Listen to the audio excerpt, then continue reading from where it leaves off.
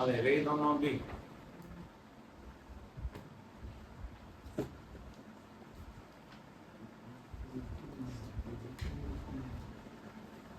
कौन कल reflection drive किया था ना, उसमें कॉन्वेंस में कौन सा रूल लगा था वो चेक कर लो एक बार। आरएचएस उसमें angle I equals to angle R के मैं तुम्हें कुछ बहुत देर तक समझाया। आज उसी कहानी को आगे बढ़ाएंगे। कल रिफ्लेक्शन प्रूव किया है, आज रिफ्लेक्शन करेंगे। मुझे एक बार सभी लोग बता दें कि साइन आई अपॉन में साइन आर इक्वल टू में क्या लिखा होता है, n21 को कैसे बोलते हैं, n2 अपॉन में n1, और इसको अगर स्पीड में बोलेंगे तो v1 अपॉन में v2। ये ध्यान रखिए, कौन सा लॉ है, स्नेल्स लॉ। और अगर स्नेल्स लॉ साबित हो गया इसका मतलब कि रिफ्लेक्शन भी वैलिड है, क्योंकि अगर angle i equals to angle r आया तो इसका मतलब लॉज ऑफ रिफ्लेक्शन वैलिड है। आज sine I upon sine R को वैलिड करके देखते हैं। ठीक है, ध्यान से बात सुनना।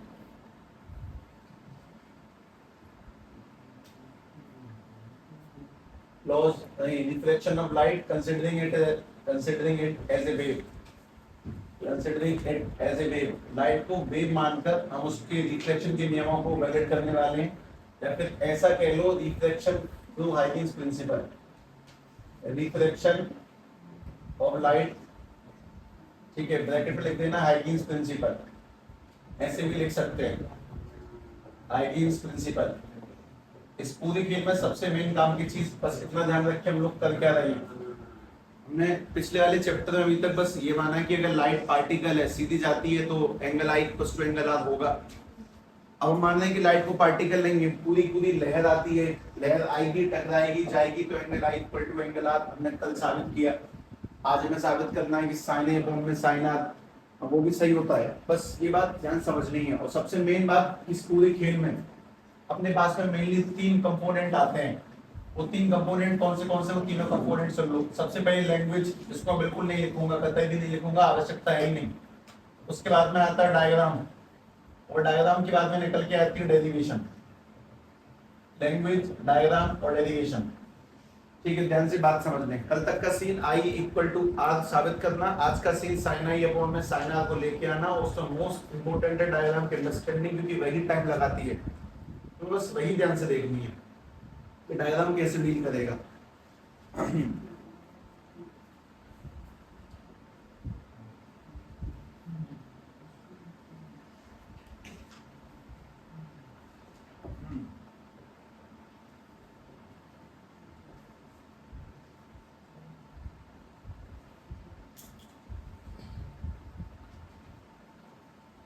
डायग्राम बना, हमारे पास में ये कोई सरफेस है, सरफेस नहीं इंटरफेस, हवा और पानी के बीच का मीडियम। तो मैंने इसको नाम दिया मीडियम 1 और इसको नाम दिया मीडियम 2। बस जस्ट फॉर एग्जांपल लिख देता हूँ कि ये एयर है और ये वाला वाटर है। तो तुम्हें साफ समझ में आ जाएगा कि ये वाला मीडियम रेयर मीडियम और नीचे वाला मीडियम है denser medium, rare and denser medium. Simple से स्टेटमेंट है कि लाइट एक मीडियम से दूसरे मीडियम में जाती है। अब तक गई है पार्टिकल मान के, पार्टिकल नहीं मानेंगे हम लोग उसको, हम उसको पूरी पूरी लहर मानेंगे। मैं लहर मान के ही सवाल सॉल्व करूंगा, पूरा ध्यान से देख लेना। उसको लहर कंसीडर करके ही सब कुछ करने वाला हूँ। तो बेसिक तौर पर डायग्राम दो बार बनेगा, एक समझाने वाला डायग्राम और एक डिराइव करने वाला डायग्राम।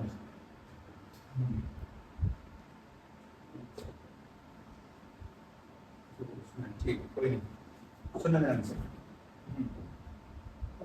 सबसे पहले ये वाला डायग्राम ध्यान से देखें कि हमारे पास में हम मानते हैं इस जगह पर कोई लाइट का सोर्स है, ऐसे लाइट आ रही है। तो लाइट, हम लोग इस चैप्टर में लाइट को क्या मान के चल रहे हैं, वेव, यानी कि उसमें रोशनी की किरणें निकल के आएंगी, उसमें पूरी इकट्ठी एक साथ बहुत सारी लहरें निकल के आएंगी, लहर मान के चलेंगे। ठीक है, वो नहीं मानेंगे कि लेजर लाइट पार्टिकल आ रहे हैं, पूरी लहर का गुच्छा साथ में आएगा। तो मैंने ये लहर के गुच्छे मान लिए, इकट्ठी लहर आ रही है, आगे बढ़ती जा रही है लगातार, ये लहर बढ़ रही है कंटिन्यूअसली। ठीक है, तो ये वो डायग्राम है जो तुम्हें कुछ समझाएगा। उसके बाद में अगला डायग्राम तुम्हें डिराइव करवाएगा चीजों को। ये हमारे पास में लहरें हैं जो लाइट की फॉर्म में आगे बढ़ती हैं, क्योंकि लाइट को पार्टिकल नहीं मान रहे, अपन लोग वेव मान रहे हैं।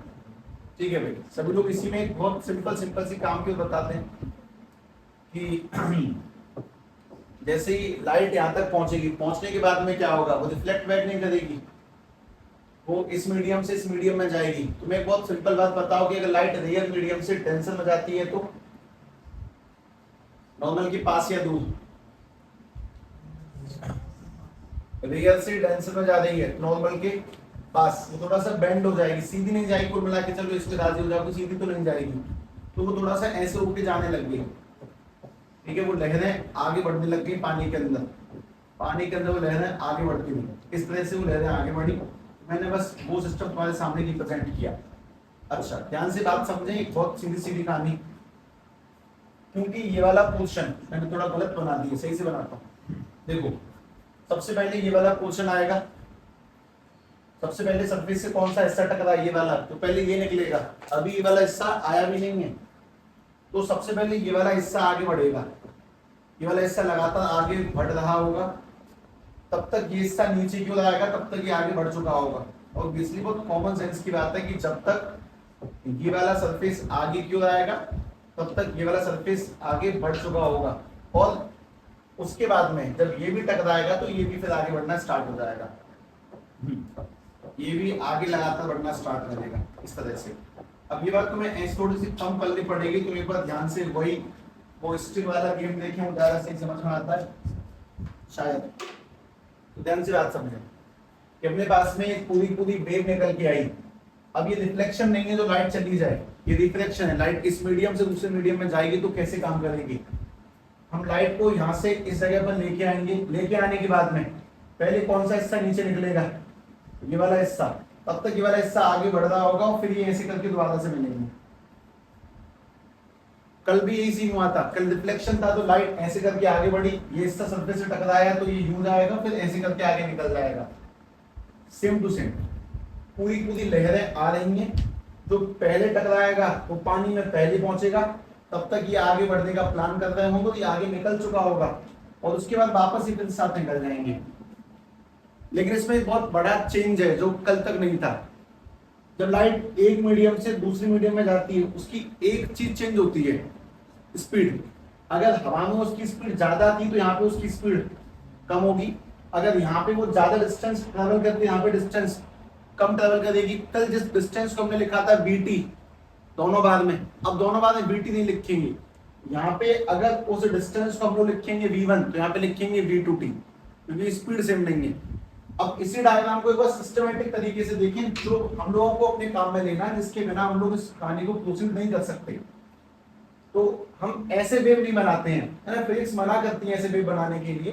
तो मैं ऐसे करके दो लाइनें खींच दी, तो मैं अपने आप समझना है कि ये लहरें हैं, इनके अंदर बहुत सी लहरें बनी हुई है, पानी की लहर इकट्ठी आगे जा रही है।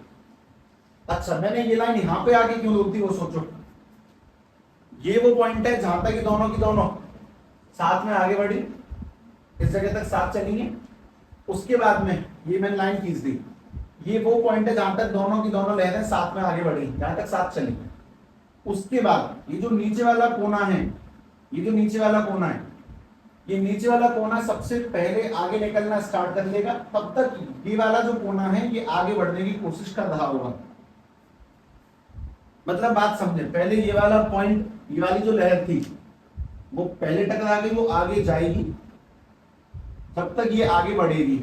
उसके बाद में फिर एक पड़ाव ऐसा आएगा कि दोनों के दोनों साथ में चलना स्टार्ट करेंगी, फिर एक पॉइंट ऑफ टाइम पर आके दोनों की दोनों लहरें साथ में चलना वापस से स्टार्ट कर देंगी, कुछ इस तरह से।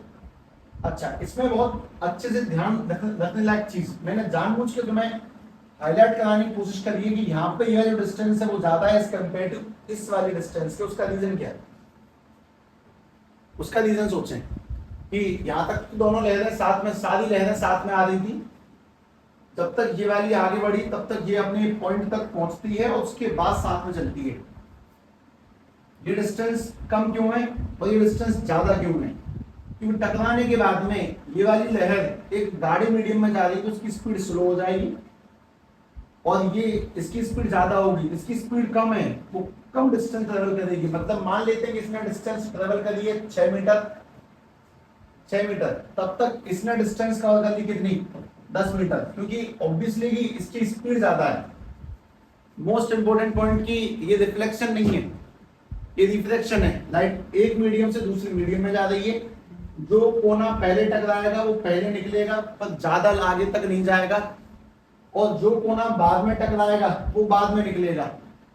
ये जो लाल वाली लाइन है ये तुम्हें एक बात दिखा रही है कि ये कहां तक साथ में आई थी, फिर में अंतर आ गया।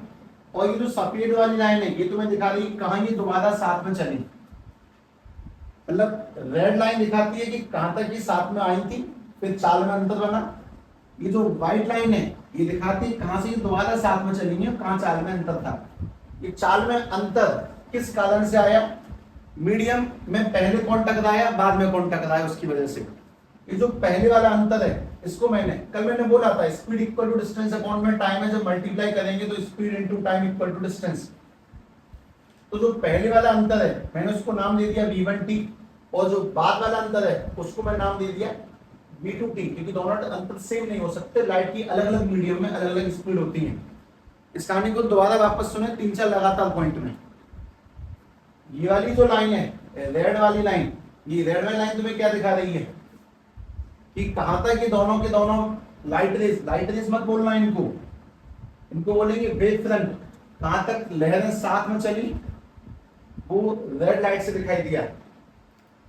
फिर व्हाइट वाली क्या दिखा रही है कहां वो दोबारा साथ में चली। इनमें अंतर क्यों आया, जो पहले टकराई वो पहले आगे निकल गई, जो बाद में टकराई वो बाद में वहां तक पहुंची। तो जो बाद में निकली वो डिस्टेंस क्या बन जाएगी v2t, और जो डिस्टेंस ये वाली वो कौन सी निकल जाएगी v1t। ये दोनों लाइन तुम्हें एक चीज रिप्रेजेंट करती हैं कि कहां तक पहले साथ में थी कहां से दोबारा साथ में जुड़ी हैं। उससे पहले जो अंतर बना वो v2t और एक अंतर आ जाएगा v1t। ये v1t ज्यादा होने का रीजन कि यहाँ पे जो मीडियम है वो दिया है, यहाँ पे स्पीड ज्यादा होगी, ज्यादा डिस्टेंस कवर करेगी। यहाँ मीडियम डेंस है तो स्पीड कम होगी तो कम डिस्टेंस कवर करेगी। अब इसी बात को तुम्हें बस यहाँ से ऐसे ऑब्जर्व करना है कि लाइट से एक wave I, that is called wave front. ये टकरा के आगे बढ़ी तब तक ये आगे चल रही है, उसके बाद वापस साथ में। इस चीज को बिल्कुल पॉइंट टू पॉइंट एक सेकंड में नोट करें। यहाँ से लाइट से एक लहर आई, ये टकरा के आगे बढ़ी, फिर ये आगे चल रही थी, उसके बाद दोबारा साथ में हो गए। ठीक है, मेरे हाथ को सही स्मूथ मूवमेंट कर रहे हैं, साथ में आई, ये आगे गई, तब तक ये आगे बढ़ी और फिर दोबारा साथ में मिलके आगे चली गई। इनकी चाल में जो अंतर बराबर क्यों नहीं है उसका रीजन क्या है, दोनों मीडियम में अलग अलग स्पीड है। तो इसने कम डिस्टेंस ट्रेवल करी क्योंकि डेंसर मीडियम है, इसने ज्यादा ट्रेवल की क्योंकि रियल मीडियम है। ये वाली लाइट तुम्हें क्या दिखाती है कि कहां तक वो साथ में आई थी, और ये क्या दिखाती तुम्हें कहां से वो दोबारा साथ में चली है। ये लाइन क्या दिखा रही है, इनके बीच में डिफरेंस क्यों पड़ा, क्योंकि पहले ये वाला कोना टकराया, और ये क्या दिखा रही है डिफरेंस पड़ गया क्योंकि बाद में ये वाला कोना यहाँ जाके टकराएगा। अब यही डायग्राम तुम्हें शांति से दोबारा देखना है, समझे। इसमें रिफ्लेक्शन ड्राइव करना है। Reflection is complex process drive करने के लिहाज से।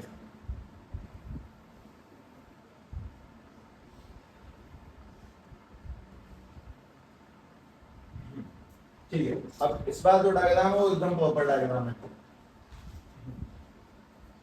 ये अपने पास में इंटरफेस, ऊपर मीडियम रेयर, नीचे मीडियम डेंसर, इसमें वेव फ्रंट आते हैं। कोई भी इनको लाइट रेज मत बोलना, आर कॉल्ड वेव फ्रंट। ठीक है, ये अपने पास में पहला वेव फ्रंट आया है, इंसिडेंट वेव फ्रंट, एक साथ आने वाला वेव फ्रंट। ठीक है, मेरा तुम सभी से बहुत सिंपल सवाल, और this yellow line is representing, वो कहां तक साथ आए थे। उसके बाद में पहले कौन सा वेव फ्रंट आगे बढ़ेगा, अगर मैं नाम दे देता हूं इस वाले वेव फ्रंट को, पॉइंट में नाम दिया ए, इसको नाम दिया बी पॉइंट, और इसको नाम दे दिया मैंने सी, और इसको नाम दे दिया डी। कौन सा वेव फ्रंट पहले पार निकलेगा, ए बी, और सी डी पीछे रह जाएगा, सीधी सीधी कहानी। जब ए बी बाहर निकल के आएगा तब मैं थोड़ा सा रियल से डेंसर में जा रहा हूं तो थोड़ा सा बेंड करके निकालूं, वो ज्यादा ज्ञान की बात है। ठीक है, और ये भी वापस से बाहर निकलेगा। अच्छा, इसी में दोबारा से ये जो दूसरी वाली येलो लाइन है वो क्या रिप्रेजेंट कर रही है, ये येलो लाइन क्या रिप्रेजेंट कर रही है वाली, यहां से दोबारा साथ में चले। अच्छा, इसमें वापस से मैंने पॉइंटों को नाम दिया कि अगर ये वाला पॉइंट ए है, ये वाला पॉइंट बी दे दिया वेव फ्रंट आने वाला सी डी, इसको नाम दे दिया मैंने ई, और इस वाले पॉइंट को नाम दे दिया एफ। तो मैं इसमें दो ट्राइंगल देखेंगे, बात की बात है, मेरा काम है पहले तुम्हें नॉर्मल दिखाना। नॉर्मल ड्रॉ करते हैं सभी लोग, सुनो।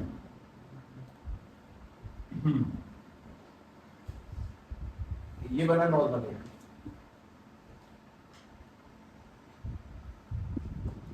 बना नॉर्मल, डायग्राम बना पूरा नॉर्मल, क्या पूरा डायग्राम सेट करें। ये एक नॉर्मल है,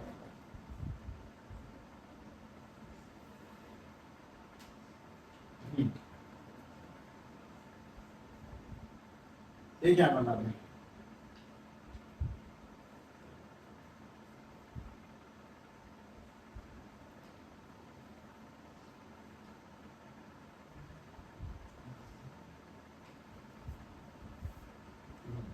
दो बना दे नॉर्मल, और बस एंगल्स की वैल्यू बताते जाना, काम डायरेक्टली खत्म होता चला जाएगा। मतलब सारा खेल बस समझना है कि वेव फ्रंट आएंगे तो वापस नहीं जाएंगे इस बार टकरा के। इस बार एक मीडियम दूसरी मीडियम में पहुंचने की कहानी है, डिस्टेंस सेम नहीं हो सकती, अलग अलग होंगे अलग अलग स्पीड की वजह से। ठीक है, ये सारी बातें ध्यान से मेंशन कर लें पहले।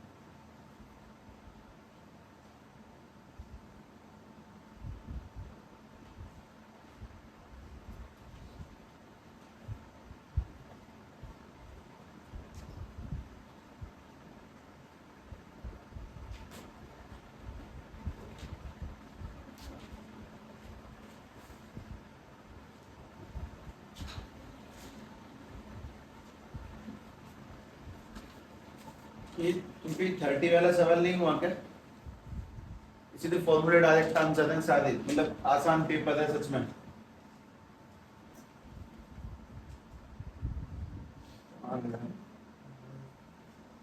वो कमी है ना, क्वेश्चन हम बस तभी देखते जब हमने पेपर किया हो, उससे पहले कभी देखे होते तो बन जाएंगे, उससे पहले बस याद रखने पे जोर है।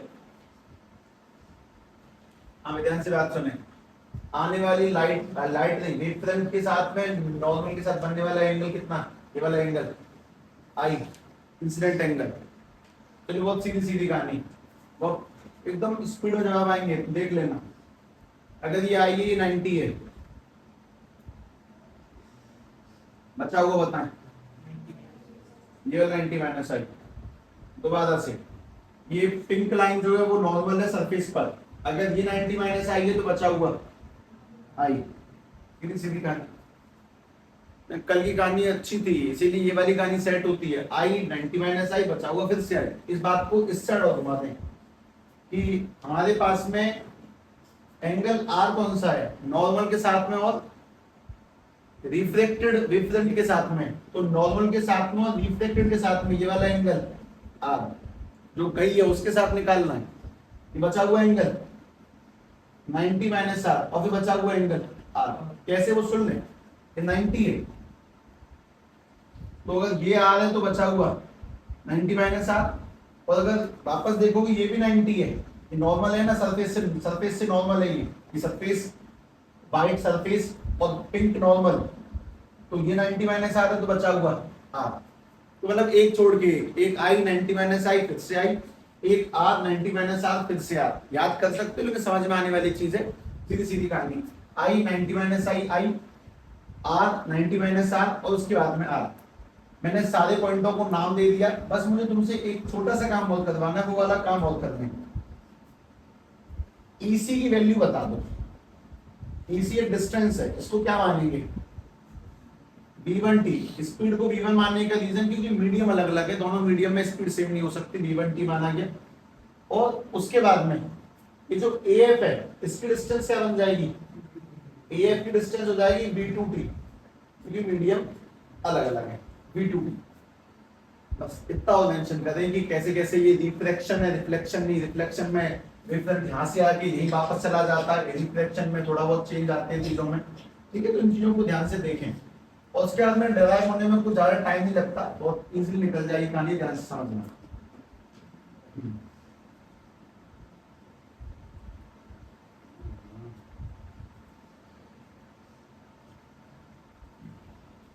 ठीक है, मैं तुम सभी को 2 काम देता हूं। सबसे पहला काम, सभी लोग ढूंढे इन ट्राइंगल ए ई सी, ये कोई रटने की बात थोड़ी है। फिर मन में आई एबीसीडी नाम देना था, कुछ भी नाम दे सकता हूँ, बात बदल दूंगी कि एबीसी लिखूंगा। ठीक है, ए ई सी नाम का ट्राइंगल देख लें एक बार, ये सब कुछ कल की कहानी से कनेक्ट होता है अच्छा खासा। सभी लोग ध्यान से देखें, ए ई सी ट्राइंगल, बस देखें नहीं, ऐसे करके अलग से बना दें ए ई सी ट्राइंगल, और जिससे जो मैं पूछता रहा हूँ सवालों के जवाब भी देते जाएं। ए ई सी बनाने के बाद में एंगल ए पे कितना लिखा हुआ है, आई, ईसी पे क्या लिखा हुआ है, B1T, बस काफी है, सफिशिएंट है। ठीक है, दोबारा सभी लोग उसके नीचे बनाएंगे, वापस से नीचे बनाओ इन ट्राइंगल, ट्राइंगल का नाम है AFC, ध्यान से बना दें, AFC नाम का ट्राइंगल अच्छा खासा बनेगा, देख लो AFC नीचे ट्राइंगल। अरे अपने डायग्राम देख के बनाना, मैं बोल रहा हूं ना, बस वही काफी है। अभी से खुद से करो, ऐसा नहीं लिखने के बाद रिवाइज करेंगे, मैं कहा देखते हुए चलें, पर फिर भी AFC बना दो। अब उसमें एक छोटी सी बात बता दें, एंगल सी पे कितना लिखा हुआ है R, और AF पे कितना लिखा B2T। अच्छा, उसमें पहले वाले ट्राइंगल में 90 कौन सा एंगल है, AEC में 90 कौन है, AEC में ढूंढ के डायग्राम में ढूंढ अपने में, AEC में 90 कौन है, एंगल E, तो 90 के सामने वाला क्या होता है, हाइपोटेन्यूस। और नीचे वाले ट्राइंगल में AFC ट्राइंगल में 90 कौन है, F। ठीक है, इतना मेंशन करो ध्यान से, मतलब कल की तरह दोनों ट्राइंगल सेम नहीं है। पहले कल जो अपन लोगों ने करा वो दोनों ट्राइंगल कॉन्ग्रुएंट थे, क्योंकि मीडियम सेम था, स्पीड सेम थी, डिस्टेंस सेम थी। इस बार मीडियम सेम नहीं है, स्पीड सेम नहीं है, डिस्टेंस सेम नहीं है, ट्राइंगल भी सेम नहीं है। ठीक है, ध्यान से बात सुनो। और बस डेरिवेशन अपने अंतिम पड़ाव पे पहुंच चुकी है, 2 से 3 लाइन है, काम खत्म हो जाएगा। अंतिम खेल यहां से बताएंगे, मैं नीचे लिख लेता हूं। हाँ भाई, साइन आई की वैल्यू बताओगे पहले वाले ट्राइंगल में से, साइन आई, साइन कैसे निकलता है, पी अपॉन में एच, तो ई के आई के अकॉर्डिंग सामने वाला परपेंडिकुलर, ऊपर क्या आएगा V1T अपॉन में एच कौन है, हाइपोटेन्यूस कौन है, देख के बताओ, AC, V1T अपॉन में AC, क्योंकि 90 के सामने वाली हाइपोटेन्यूस। उसके बाद में नीचे वाले ट्राइंगल में देखकर बताएंगे साइन R, साइन R यानी कि P अपॉन में H, ध्यान से देखकर बताओ, R के अकॉर्डिंग सामने कौन है, B2T, उसके अपॉन में आएगी हाइपोटेन्यूस कितनी, 90 के सामने वाली AC। मुझे बस इन दोनों इक्वेशनों को बस क्या करना है, डिवाइड। इक्वेशन नंबर 1 इसको नाम दिया इक्वेशन नंबर 2, ठीक है। और बस ध्यान से अगली लाइन में लिख दिया, on dividing equation 1/2, on dividing equation 1 by equation 2, इन दोनों को डिवाइड करके, इक्वेशन 1 और 2 को डिवाइड करके मुझे ये भी समझ में आएगा कि साइन आई अपॉन में साइन आर इक्वल्स टू में V1T अपॉन में AC, उसके नीचे V2T अपॉन में AC। इसमें एक चीज काट दो साफ साफ, AC से AC कटेगा और T से T कटेगा, हमारे पास बचा रह गया साइन आई अपॉन में sine R equal to V1 upon में V2। चलो इसको उल्टा लिखवा के दिखाओ, अगर V1 अपॉन में V2 है तो उसको n की फॉर्म में कैसे लिखा जाएगा, उल्टा N2 अपॉन में N1, और N2 अपॉन में N1 को अपन लोग क्या लिखते हैं, N21। तो अपन लोगों ने ड्राइव कर दिया लॉ ऑफ रिफ्लेक्शन भी। अगर लाइट को वेव मानते हैं तो रिफ्लेक्शन भी ड्राइव होता है, रिफ्लेक्शन भी ड्राइव होता है, इंटरफेरेंस भी होता है, पोलराइजेशन भी होता है, डिफ्रेक्शन भी होता है। लेकिन अगर लाइट को पार्टिकल मानते हैं तो बस रिफ्लेक्शन और रिफ्लेक्शन सही साबित होगा, बाकी ये तीनों फिनोमेना सही साबित नहीं होते हैं। तो इसका मतलब लाइट को क्या मानना ज्यादा अच्छा है, वेव। दुनिया लाइट को वेव मानेंगे वही ज्यादा अच्छा है। फिर भी दिक्कत है, लाइट पार्टिकल की तरह काम करती है, मना नहीं कर सकते, पर वेव मानना उर्शादों की सोच है। एक चीज ड्राइव हुई, अब इसको एंडिंग में कैसे लिखना है वो सुने ध्यान से। हेंस लिख दें ध्यान से, hence laws of refraction, laws of refraction are also valid, hence laws of reflection are also valid by considering light as a wave, by considering light as a wave. अगर लाइट को wave मानते हैं तो भी laws of reflection साबित हो जाते हैं सही सही। साइन ए बॉन्ड में साइन आर इक्वल्स टू में n21 सही बैठा, वो v1 बैठा, मैंने उसको n2 की फॉर्म में लिखा, उसको कन्वर्ट कर लिया, कोई दिक्कत नहीं है। मतलब मुझे बस बात ये समझ में आएगी लाइट को वेव मानना, रे मानना, पार्टिकल मानना, और उससे ड्राइव हो सकता है, दोनों दोनों बढ़िया सेट होते हैं उससे। और इसका दूसरा नियम भी है, अभी तो एक दूसरा नियम है कि incident wave front, reflected wave front end normal all lie at the same interface. तो उसको लिखने का मेरे पास में कोई भी साधन नहीं है, बस एक बात है, नोट्स में से याद करें उन चीजों, बकवास के लिए यार, लैंग्वेज है थियोरेटिकली, यही तो मेन है, दुनिया बस यही देखती है। छोटी छोटी चीजें हैं, ये क्या नंबर में आना चाहिए पेपर में? तुम्हारे हिसाब से सब 5 में ही आना चाहिए। ये 2-2 नंबर की कहानियां हैं, तो रिफ्लेक्शन मिला देंगे तब जाके वो 4 में, दोनों रिफ्लेक्शन रिफ्लेक्शन दोनों ड्राइव करने तो 4, क्योंकि वाकई में छोटा है। तुम्हें लगता होगा पहली बार बड़ा, कुछ खास है नहीं, डायग्राम बनाया बस सेट किया एक बार में, फिनिश, ज्यादा बड़ा चिल नहीं है। तो ये 2 मार्क्स का सिस्टम है। आप बस ठीक है, ध्यान से बात समझने की, कैसे वेव आती है और फिर जाती है दूसरे मीडियम में। कल तुम लोगों ने पढ़ा था रिफ्लेक्शन, लीव चैप्टर के मैप पे जाएं, जो हमने नहीं पढ़ा वो अगला पॉइंट बोले। सबसे बड़ी विडंबना अगला पॉइंट ही समझाना है बस।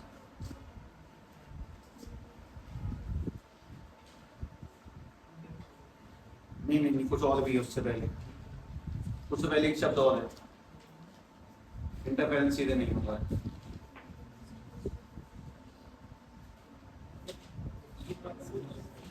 Coherent source and principle of superposition, ये लिखा हुआ है, ठीक है। सभी लोग ध्यान से बिल्कुल दिल थाम के चीजों को सुने। Coherent sources and principle of superposition, ये बस एक छोटी सी डेफिनेशन है, बस इससे ही ये बनेगा बढ़िया।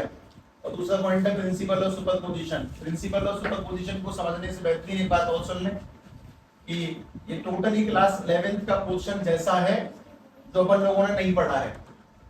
प्रिंसिपल ऑफ सुपरपोजिशन बहुत बार सुना होगा, पर इसका मतलब समझने की सेंस क्या बनाता है। मैं इसको तुम्हें एकदम ऑफिशियली नहीं पढ़ाऊंगा कि ये डेरिवेशन है, ये ऐसे हो जाता है वैसे हो जाता है, नहीं, बिल्कुल लोकल लैंग्वेज में जिस तरीके से बात समझ में आ जाए। क्योंकि प्रिंसिपल ऑफ सुपरपोजिशन समझ में आने पर ही इंटरफेरेंस पत्तियों की तरह बिखर जाएगा। बहुत आसान टॉपिक लगेगा अगर ये समझ में आ जाए। तो हम लोगों का मेन ध्यान इंटरफेरेंस पे नहीं है, लेकिन वो नहीं होना चाहिए। हमें बस प्रिंसिपल ऑफ सुपरपोजिशन पे ध्यान से डील करना है कि मैथमेटिकली वेव ऑप्टिक्स, जो हमने वेव्स एंड ऑसिलेशन का भी 11th में पढ़ना चाहिए था, उसको अगर मिस किया है तो ये पढ़ना है, ठीक है। पहले कोहेरेंट सोर्स समझे। कोहेरेंट सोर्स किन्हें कहते हैं, इसको समझाने से पहले एक काम की बात,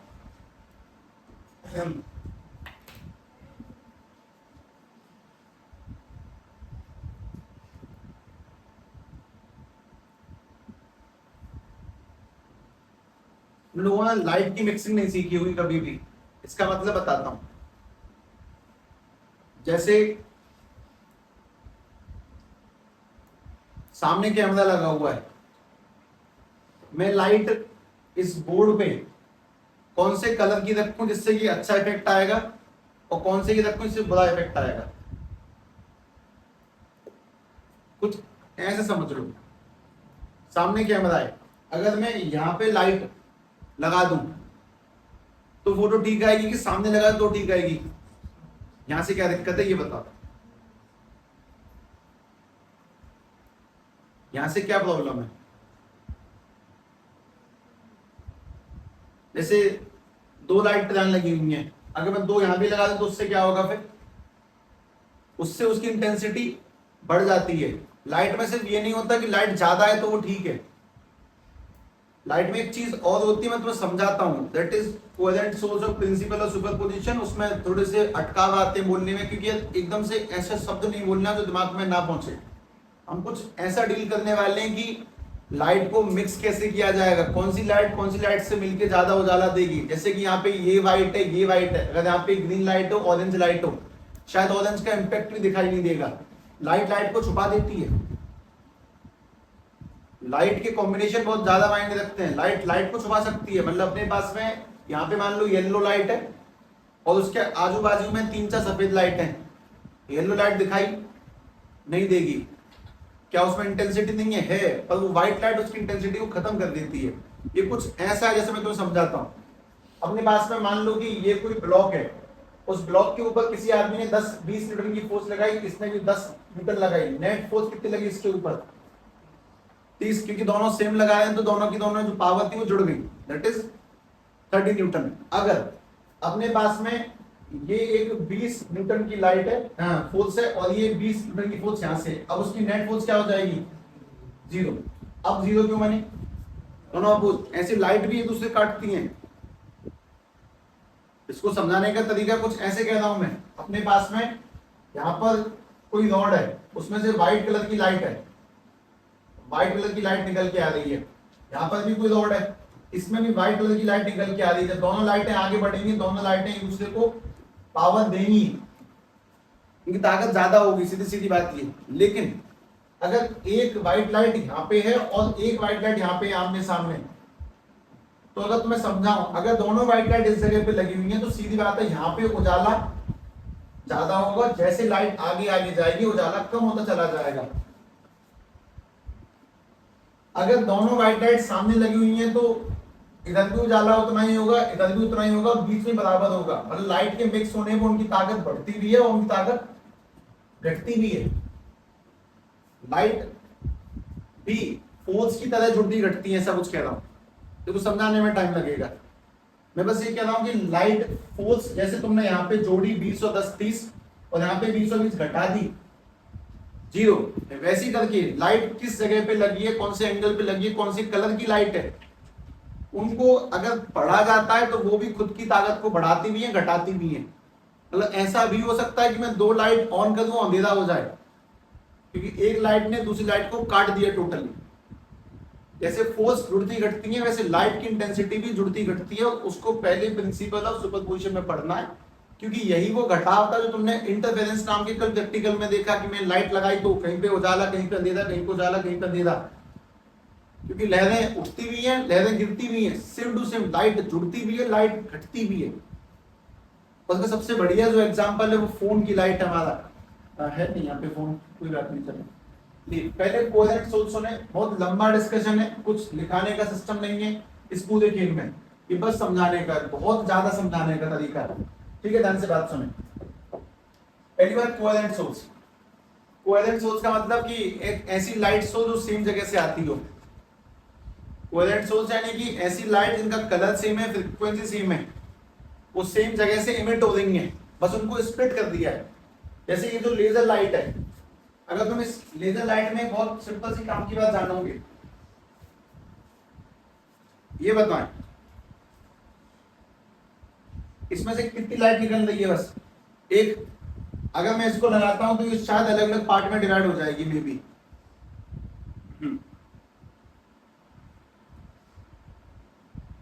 हाँ भाई, इसका इफेक्ट यहाँ पे कम दिख रहा है तुम्हें, यहाँ पे फिर भी ज्यादा है, और अगर ठीक अंधेरे पे और ज्यादा है, तो इसकी इंटेंसिटी तो ताकत तो वही है, पर यहाँ पे इफेक्ट ज्यादा क्यों है, यहाँ पे कम क्यों है, यहाँ पे बीच का सा क्यों है? इसके पीछे का रीजन कौन है? लाइट। जब लाइट आने वाली लाइट से टकरा रही है तो उसकी ताकत कम हो रही है। जब लाइट सरफेस से टकरा रही है, ब्लैक पे टकरा रही है, ब्लैक कलर लाइट को एब्जॉर्ब करेगा, अच्छी दिख रही है। जब व्हाइट पे टकरा रही है तो कम दिख रही है, बिल्कुल प्योर व्हाइट पे टकराएगी और कम दिखेगी। इस पे इसके कंपेयर में इंटेंसिटी कम है। मैं कुछ और बता रहा हूं, इसमें से एक सिंगल लाइट आ रही है, सिंगल लाइट निकली और वो अलग अलग पार्ट में डिवाइड हो गई, बहुत से डॉट दिख रहे हैं, एक लाइट के बहुत से टुकड़े हो गए। तो एक सिंगल सोर्स से आने वाली लाइट, एक सिंगल सोर्स से आने वाली लाइट जो अलग अलग पार्ट में डिवाइड हो जाती है, ऐसे सोर्स को हम लोग कोहेरेंट सोर्स कहते हैं। एक सिंगल जगह से आने वाली लाइट, जैसे कि ये बल्ब और ये बल्ब दोनों व्हाइट कलर की लाइट प्रोड्यूस कर रहे हैं और दोनों कोहेरेंट नहीं है।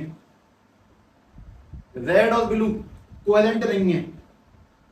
ब्लू और ब्लू अगर सेम लाइट से निकल के अलग अलग डिवाइड हो रहे हैं तो उसको बोलेंगे एक सोर्स से आए स्प्लिट हो गए।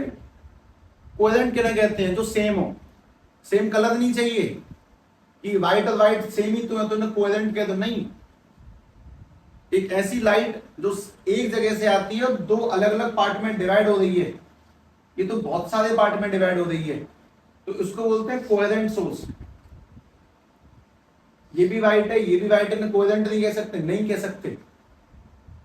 एक ऐसी लाइट जो सेम जगह से आती हो, जब वो सेम जगह से आएगी तो उसकी फ्रीक्वेंसी, उसकी वेवलेंथ, उसका एम्पलीट्यूड सब कुछ सेम होगा। ऐसी लाइट को अपन लोग क्या बोलते हैं?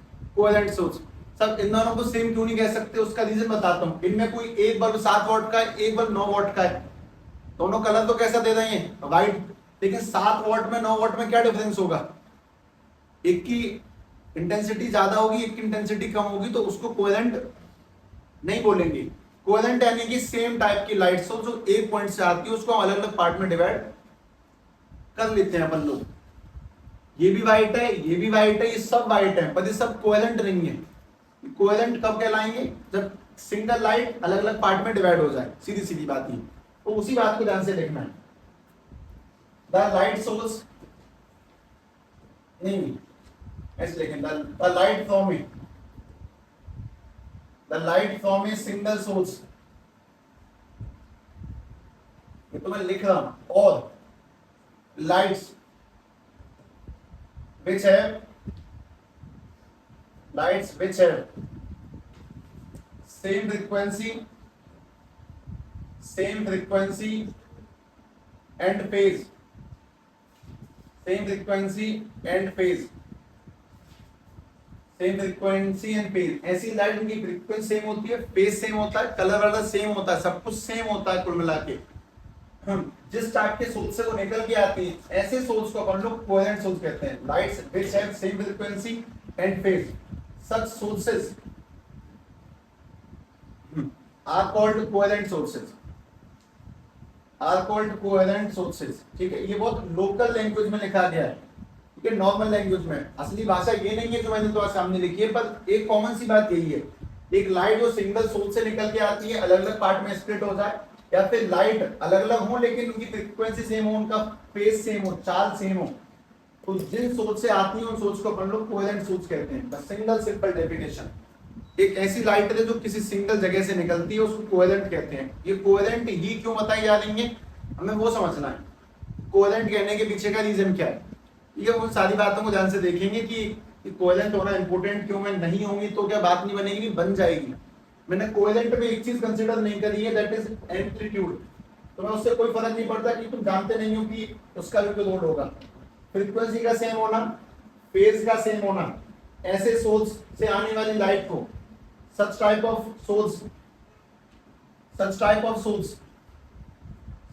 light giving source are called coherent source। Light giving source are called coherent source, इनमें फ्रीक्वेंसी सेम हो जाए और फेज सेम हो जाए, उसको अपन लोग कोहेरेंट सोर्स कहते हैं। ठीक है, और इसमें भी एक काम की बात की, लाइट हमेशा कौन सी होनी चाहिए? मोनोक्रोमेटिक, सिंगल कलर की। क्योंकि तुम्हें अगर पता हो तो 7 रंग होते हैं सफेद में। 7 रंग का मतलब 7 अलग अलग वेवलेंथ पाई जाती है, अलग अलग फ्रीक्वेंसी पाई जाती है, नहीं चलेगा ये कोहेरेंट सोर्स।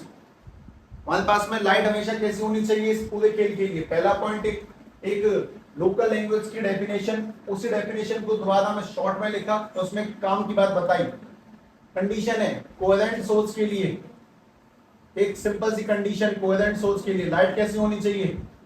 मोनोक्रोमेटिक लाइट, यानी कि सिंगल कलर की लाइट होनी चाहिए, या तो रेड हो या फिर ग्रीन हो या फिर कुछ भी, व्हाइट नहीं चलेगी। मोनोक्रोमेटिक लाइट, क्योंकि व्हाइट कलर की लाइट में 7-8 वेवलेंथ 7 होती है, 7 फ्रीक्वेंसी होती है, नहीं चलेगा। तुमने लेजर लाइट कितने कलर की देखी है आज तक? 2। कोई व्हाइट देखी है? रेड और ग्रीन देखी है। क्यों देखी है? क्योंकि जब वो सिंगल सोर्स की होती है उसका इंटरफेरेंस हो सकता है, इजीली पॉसिबल है, उसको अलग अलग पार्ट में डिवाइड कर सकते हैं। सिंगल सोर्स है, अलग अलग पार्ट में पॉसिबल टू डिवाइड है। लेकिन अगर व्हाइट कलर की लाइट है तो इतनी इजीली डिवाइड नहीं होती, क्योंकि अलग अलग फ्रीक्वेंसी होती है। व्हाइट कलर में 7 रंग है, तो वो दैट इज नॉट पॉसिबल। चलो, इन सारी बातों को ज्यादा दिमाग में लोड मत डालो, सीधी सीधी कहानी। एक सिंगल जगह से आने वाली एक कलर की लाइट को कोहेरेंट सोर्स कहते हैं, जिसको हम अलग अलग पार्ट में स्प्लिट कर सकते हैं।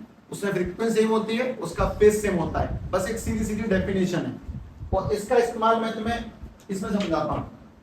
ये प्रिंसिपल ऑफ सुपरपोजिशन क्या चीज है?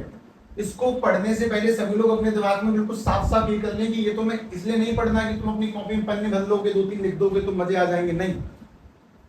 मैं तुम्हें इसको बिल्कुल लोकली पढ़ाऊंगा तो बिल्कुल लोकली समझेंगे। इसको पढ़ाने के लिए सबसे पहली काम की चीज इसमें देखने तुम सभी को इलस्ट्रेशन, किस तरीके से पढ़ाया जाएगा, ठीक है। इलस्ट्रेशन के बाद में तुम्हें समझना है basic understanding, basic mathematical waves.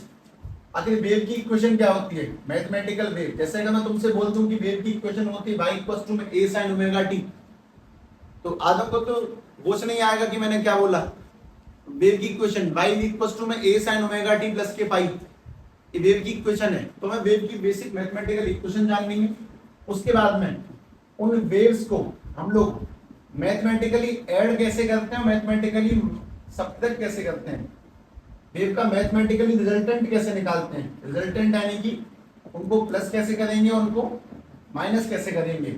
उसके बाद में उन वेव के अपन लोगों को सीखनी है इंटेंसिटी कैसे निकालते हैं, और इंटेंसिटी से निकल के आएंगे फॉर्मूले, डेरिवेशंस, काम की चीजें। इंटेंसिटी सीखनी है, इंटेंसिटी में कुछ फॉर्मूले आएंगे I1 I2 root I1 I2 I1 plus I2 के।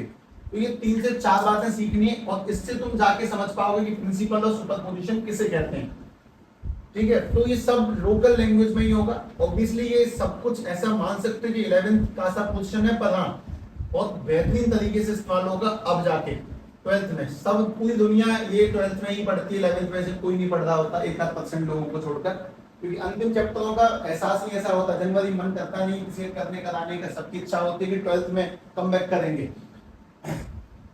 बैक ही हो जाता है, कम तो नहीं हुआ कभी।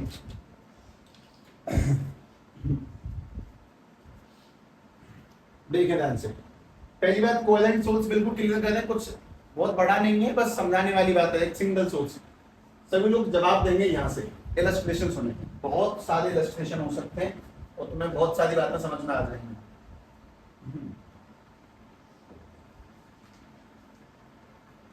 प्रिंसिपल ऑफ सुपरपोजिशन, मैं ये करता हूँ फिलहाल। प्रिंसिपल ऑफ सुपरपोजिशन, ये प्रिंसिपल ऑफ सुपरपोजिशन का मतलब क्या होता है उसको शुद्ध हिंदी में और सुन ले, क्योंकि मैं कितनी भी इंग्लिश झाड़ को समझ में नहीं आता। इसका मतलब है वेव्स को जोड़ना घटाना, वेव्स को जोड़ना घटाना, जोड़ना घटाना, ठीक है। जो एग्जांपल मैं लिखूं वो तुम्हें सारे के सारे बनाने हैं। मैं सबसे पहले तुम्हें ये समझाना चाह रहा हूं कि वेव जुड़ने घटने से मेरा क्या मतलब है। इलस्ट्रेशन यानी कि एग्जांपल सुनो। सबसे पहली चीज,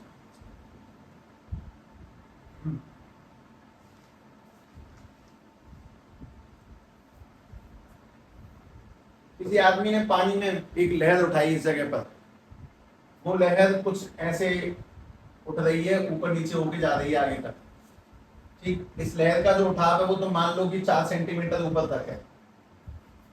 दूसरी बात, किसी दूसरे आदमी ने यहाँ पर एक लहर उठाई, वो 5 सेंटीमीटर ऊपर नीचे जा रही है, 5 सेंटीमीटर ऊपर नीचे जा रही है। दोनों लहरें आमने सामने से आ रही हैं। तुम बताओ, लहरें जब टकराएंगी तो उनका उठाव जो होगा वो बढ़ जाएगा कि घट जाएगा, ये बताओ। एक आदमी ने सामने से लहर उठाई है, 4 सेंटीमीटर की ऊंचाई से लगातार चलती आ रही है, एक ने सामने से उठाई है 5 सेंटीमीटर। दोनों लहरों के टकराने पर वो जुड़ेंगी या घटेंगी, मतलब क्या कहना चाहते हो? ये 5 सेंटीमीटर ऊपर नीचे। चलो मैं इस कहानी को और सेट कर देता हूं। ये 4 सेंटीमीटर की लहर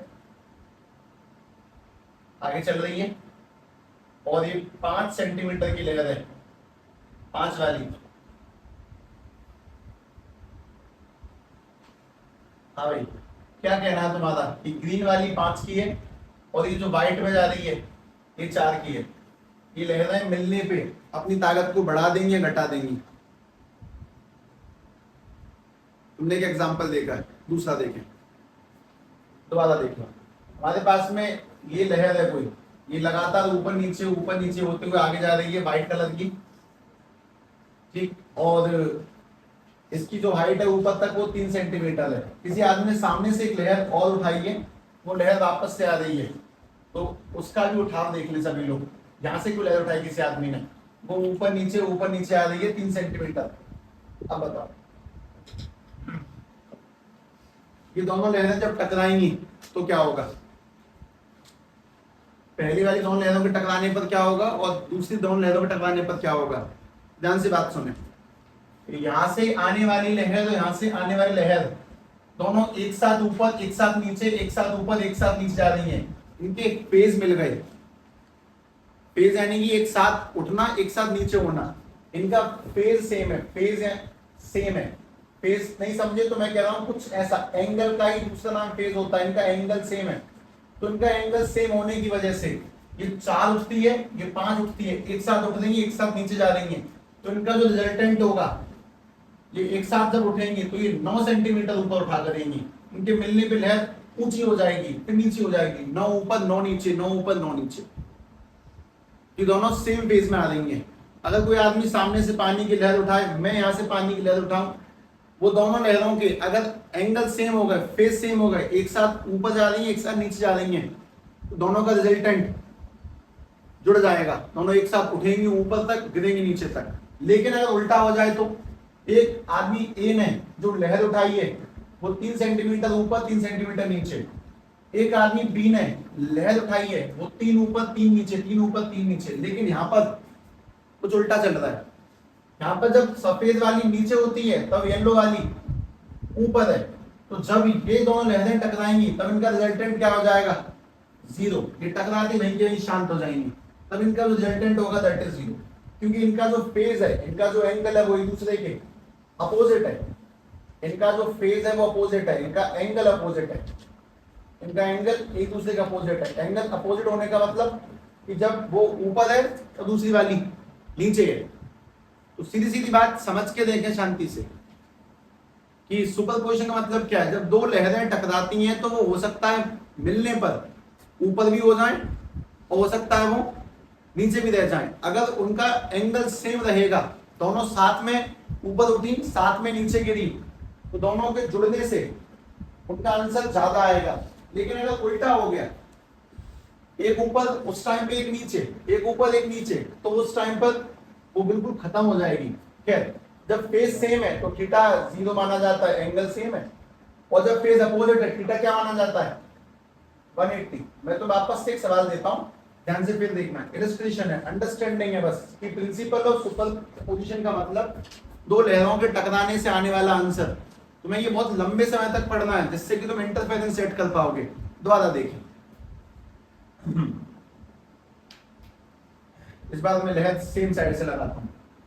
किसी आदमी ने यहां से एक लहर उठाई है ऐसे करके, ये लहर 5 सेंटीमीटर ऊपर तक जाती है।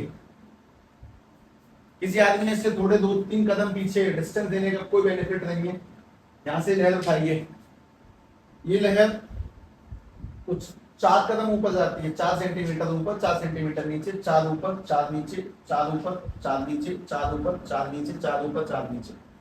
इसकी जो डिस्टेंस है वो 4 सेंटीमीटर है। मतलब तुम्हारा क्या कहना है,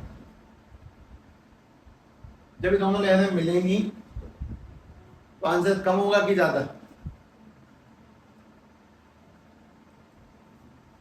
ये 4 ऊपर 4 नीचे, 4 ऊपर 4 नीचे, 4 ऊपर 4 नीचे, 4 ऊपर 4 नीचे। छोटी मोटी डायग्राम मिस्टेक को अपने दिमाग सेट कर लें। 4 ऊपर 4 नीचे।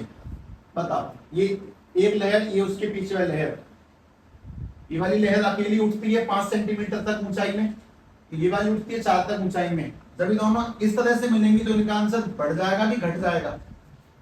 कितना इफेक्ट बचेगा ये बताओ बस।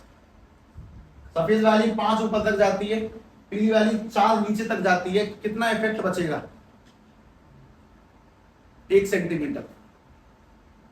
तो ये इसकी ऊंचाई 5 सेंटीमीटर, इसकी नीचाई कितनी है? 4 सेंटीमीटर। तो जब 5 ऊंचाई में 4 की नीचाई मिलेगी तो कितनी की ऊंचाई बची रह जाएगी? Only 1 centimetre. भाई वो 5 तक ऊपर गई है, इसने नीचे 4 तक खींच लिया उसको। तो जो इनका रिजल्टेंट बनेगा, सारी की सारी रिजल्टेंट इस रेड कलर से ही आएंगी तुम्हारे सामने कि अब ये बस 1 सेंटीमीटर ऊपर 1 नीचे, 1 सेंटीमीटर ऊपर 1 नीचे, 1 ऊपर 1 नीचे की लहर रह जाएगी। क्योंकि 2 लहर मिली, एक लहर मिली जिसकी ऊंचाई 5 थी, एक लहर मिली जिसकी ऊंचाई 4 थी, लेकिन दोनों के मिलने से आंसर 1 रह गया। आंसर 1 क्यों रह गया? क्योंकि दोनों के फेस अपोजिट थे। अगर दोनों के फेस सेम हो जाते तो आंसर 9 सेंटीमीटर आता निकल के। वापस देखें, चौथा डायग्राम देखें। ये जो वेव का मिलना है ना, इसी को अपन लोग प्रिंसिपल ऑफ सुपरपोजिशन कहते हैं, वेव का मिलना। वापस अपने पास में ये लहर उठ रही है, आगे तक गई, इस लहर की ऊंचाई दी गई है 6 सेंटीमीटर। इसके कुछ कदम पीछे से एक नई लहर आई इससे मिलने के लिए, ठीक है भाई।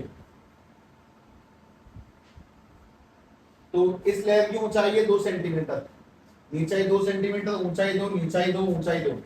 जब ये दोनों लहरें मिलेंगी तो तुम बस ये बता दो कि इन दोनों लहरों के मिलने पे बनने वाला आंसर कितने ऊंचा नीचा होगा, 8 या 4। ये 6 ऊपर है, ये 2 सेंटीमीटर ऊपर उठती है। जब ये दोनों लहरें मिलेंगी तो आंसर 8 सेंटीमीटर हाइट पकड़ेगा कि 4 पकड़ेगा?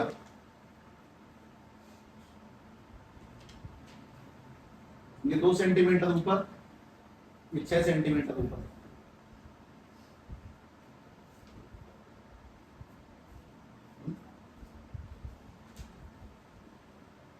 ये लहर पीछे से आ रही उससे कोई मतलब नहीं है, ये जिस पॉइंट पे इस लहर से मिली उस पॉइंट पे सोच के बताओ।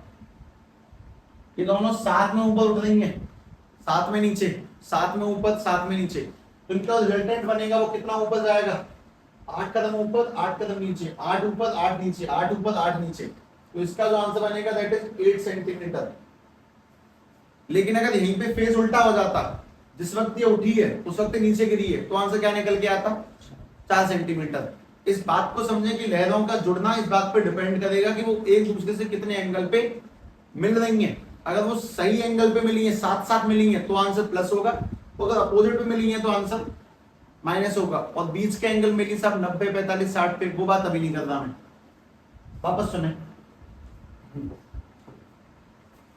देखें हमारे पास में ये एक वेव, ये वाली वेव 3 सेंटीमीटर ऊपर, 3 सेंटीमीटर नीचे। किसी आदमी ने पीछे से एक और वेव को स्टार्ट किया, देखते हैं।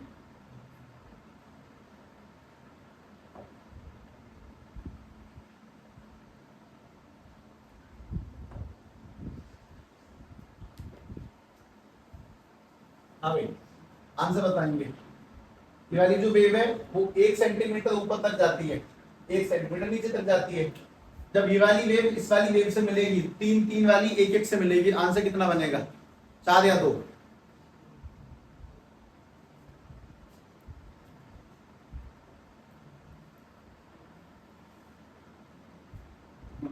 अब बताएं आंसर कितना बचेगा इसका। ये वाली लहर का उठाव 3 सेंटीमीटर ऊपर तक है, इस लहर का उठाव 1 सेंटीमीटर ऊपर तक है। जब 3 वाली 1 से मिलेगी तो आंसर कितना बनेगा? 2। 4 नहीं है, 4 कब होता है? जब उनका एंगल सेम हो जाता। 2 क्यों है? क्योंकि जिस वक्त ऊपर है उस वक्त वाली वेव नीचे है, 1 सेंटीमीटर नीचे है, तो इसका आंसर इस जगह पे कितना होगा? 2 सेंटीमीटर ऊपर, 2 सेंटीमीटर नीचे। तो इन दोनों का रिजल्टेंट बनेगा जुड़कर, वो ऐसे आएगा, 2 ऊपर 2 नीचे, 2 ऊपर 2 नीचे, 2 ऊपर 2 नीचे। तो इसका रिजल्टेंट आया 2 centimetre. This is called principle of superposition. जो लहरें टकराएंगी तो लहरों के टकराने से आने वाला आंसर जुड़ भी सकता है और घट भी सकता है। तो ध्यान से इसी बात को समझें। जब लहरों के टकराने से आंसर घटेगा, इसको बोलते हैं अपन लोग destructive interference. This is called destructive interference. Interference को अगर फेरेंस वर्ड हटा दिया जाए, बस एक सवाल का जवाब दे, इंटरफेयर करने का क्या मतलब होता है? इंटरफेयर करना,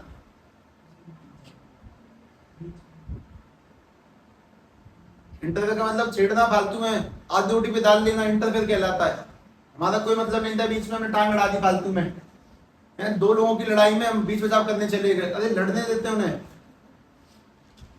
वो कहलाता है इंटरफेयर। तो डिस्ट्रक्टिव इंटरफेयर यानी कि जब 2 लहरों के टकराने से आंसर कम हो जाए, घट जाए। और जो पिछला वाला सवाल था जिसमें तुमसे बोला कि 6 ऊपर गई है, 2 ऊपर गई है, दोनों के मिलने से आंसर कितना आएगा?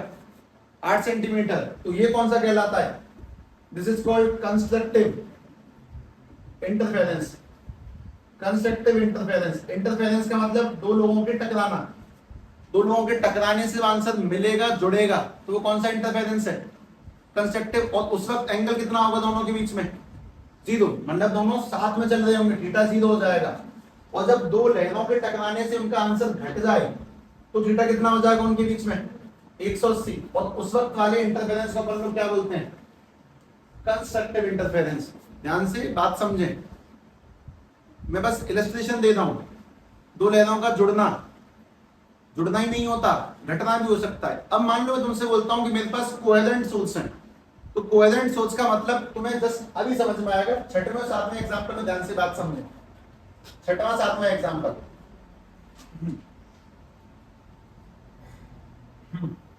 देखो, कुछ ऐसा बता रहा हूं कि लाइट में अंधेरा भी कायम किया जा सकता है जलाने से। दो लाइट के जलने से अंधेरा हो सकता है। दो लाइट जलाई और अंधेरा छा गया, ऐसा हो सकता है। ठीक है, अब कैसे बात समझे।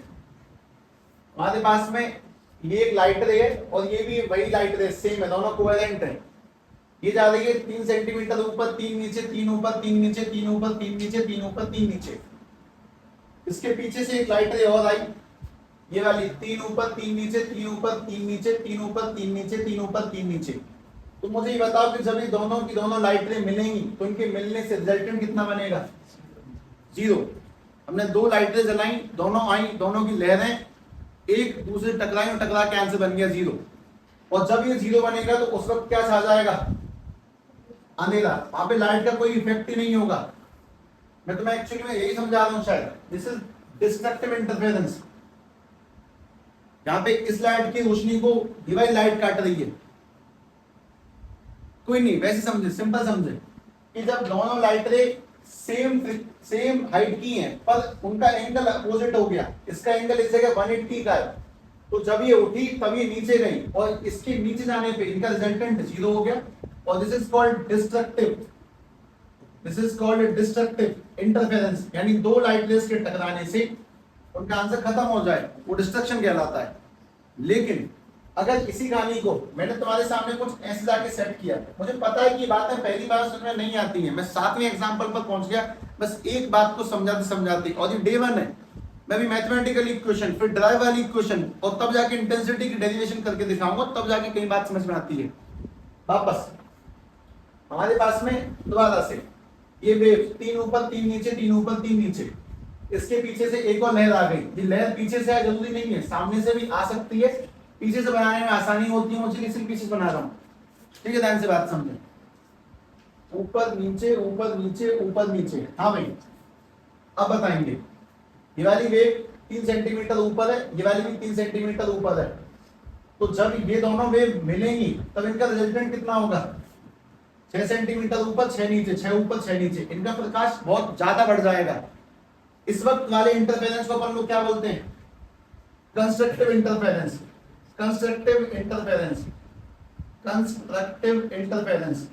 ठीक है, और इस वाले खेल में एंगल कितना हो जाता है 0। मतलब तुम्हें बेसिक तौर पे एक बात समझ में आए कि अगर दो लाइटें एक दूसरे के सामने हैं, अपोजिट हैं, तो वो एक दूसरे को काटेंगी, खुद की इंटेंसिटी को एक दूसरी इंटेंसिटी को कम करेंगी। और जब इंटेंसिटी कम करेंगी तो कौन सा इंटरफेरेंस है डिस्ट्रक्टिव। मतलब लाइट भी लहरों की तरह की जुड़ती हैं, लहरों की तरह घटती हैं। तो सीधी सीधी बात है कि इस लेजर लाइट का इंपैक्ट अगर मैं तुम्हें 0 दिखाना चाहूं, इसका कोई इंपैक्ट नहीं है, तो बल्ब पे मार दो इसको, उस जगह दिखेगी नहीं लाइट। अगर मैं तुम्हें ऐसे दिखाऊं, यहाँ पे इसका इंपैक्ट कहां दिख रहा है, इधर और अच्छे दिख रहा है, वाइट पे भी ठीक ठाक दिख रहा है, बढ़िया रिफ्लेक्ट हुआ। यहाँ देखें कहाँ है लाइट, लेजर लाइट। अगर उस पर लगाऊं तो मैं लेजर लाइट को इधर लगाऊं, दिख रही है, मैं इस पे लगा दूं, क्यों नहीं दिख रही, ग्रीन कलर ही नहीं दिख रहा। इसकी ताकत कहां चली गई, इसकी ताकत उसने काट दी। दोनों की दोनों वेव है, एक वेव से दूसरी वेव टकराई, लाइट दिखेगी नहीं। जब लाइट का दिखना बंद हो गया, वो कौन सा इंटरफेरेंस डिस्ट्रक्टिव। एक लाइट ने दूसरी लाइट के इफेक्ट को खत्म कर दिया, एंगल 0 का बना। लेकिन जब इसके साथ में एक ग्रीन लाइट और मिला दी जाए और आगे बढ़ाई जाए, ताकत बढ़ जाएगी। अगर ग्रीन के साथ में रेड मिला दी तो भी ताकत कम होगी। दोनों की चीज मतलब कलर सेम होने चाहिए, और उस कलर सेम को फेस में कलर सेम नहीं कहते हैं, उसको बोलते हैं कोवेलेंट सोर्स। तो मेन बात बस ये समझे कि जैसे लहरें जुड़ती घटती हैं, वैसे लाइट की इंटेंसिटी भी जुड़ती घटती है। और लाइट के जुड़ने घटने को अपन लोग क्या बोलते हैं इंटरफेरेंस कहते हैं। और इंटरफेरेंस दो टाइप के हैं, कंस्ट्रक्टिव जहां पे उजाला दिखेगा, और डिस्ट्रक्टिव जहां पे और रही हुआ था उस इंटरफेरेंस नाम की प्रैक्टिकल में जब अपन लोगों ने बाल से लाइट को तोड़ा था, एक जगह उजाला अंधेरा, वो कर लेंगे।